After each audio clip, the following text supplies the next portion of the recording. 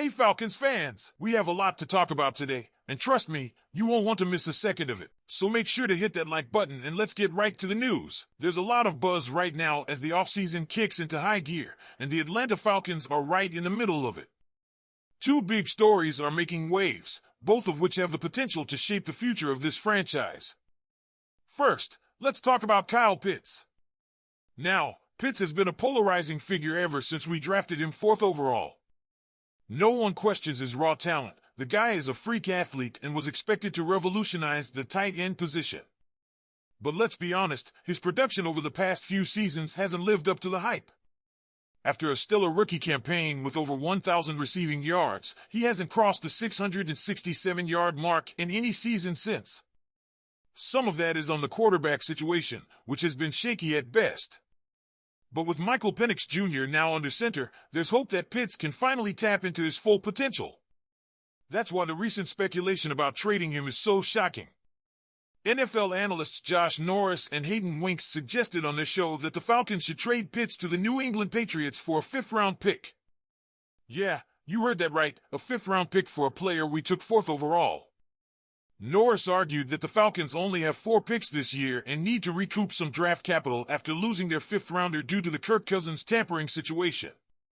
But let's be real, trading Pitts for a late-round pick would be a massive loss.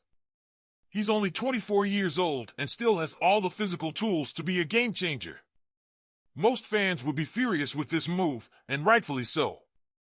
Pitts hasn't had the breakout seasons we hoped for, but giving up on him now feels premature. With Penix Jr. leading the offense, there's a real chance Pitts could become the dynamic weapon we all envisioned when he was drafted.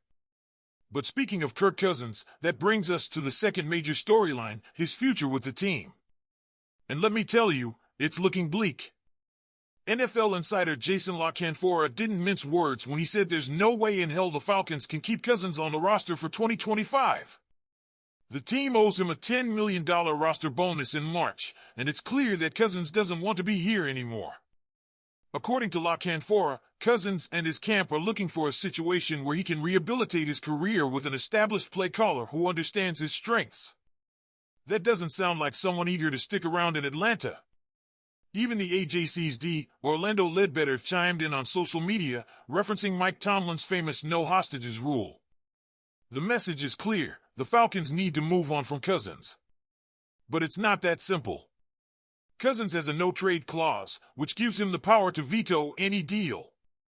Plus, the team might have to eat some money to make a trade happen. La Canfora believes a deal is still possible, but it won't be easy. If a trade doesn't materialize, ESPN's Adam Schefter reported that the Falcons are expected to release Cousins when the new league year begins on March 12th. That would be a tough pill to swallow financially, but it might be the cleanest way to move forward and fully commit to building around Penix Jr. So where does that leave us? The Falcons are at a crossroads. On one hand, there's the question of whether to stick with Kyle Pitts and give him a chance to thrive with a better quarterback situation.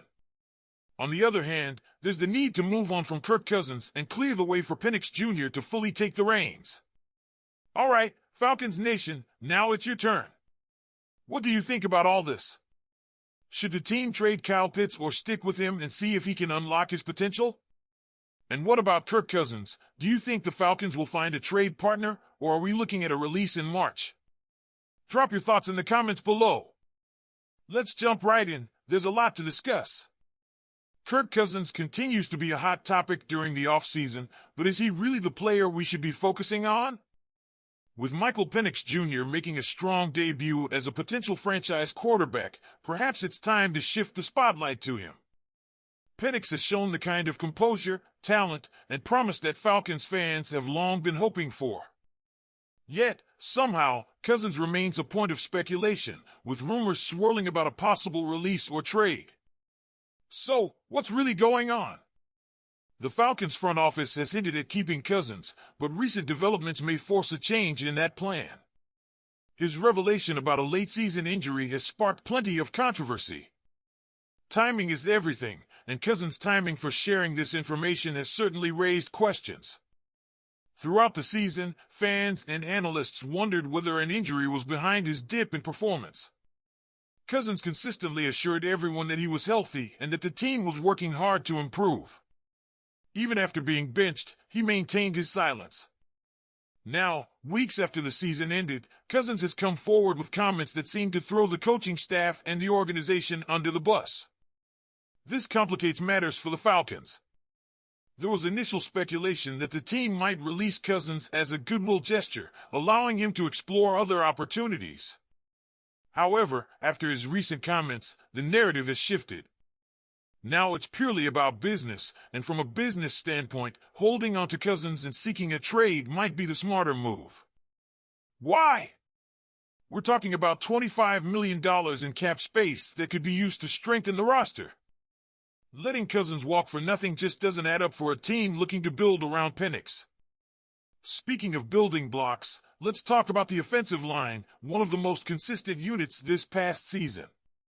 Jake Matthews, Matthew Bergeron, Drew Dalman, Chris Lindstrom, and Caleb McGarry formed a reliable starting lineup that powered a strong offensive showing. Jake Matthews, a veteran with 11 seasons under his belt, had one of his best years since 2018. Despite some penalties and sacks, his durability and pass protection were key assets. His future role, however, may be up for discussion now that Penix is a left-handed quarterback. Matthew Bergeron showed significant growth in his second season. His run blocking was impressive, and while there's room for improvement in pass protection, he looks like a long-term solution at left guard.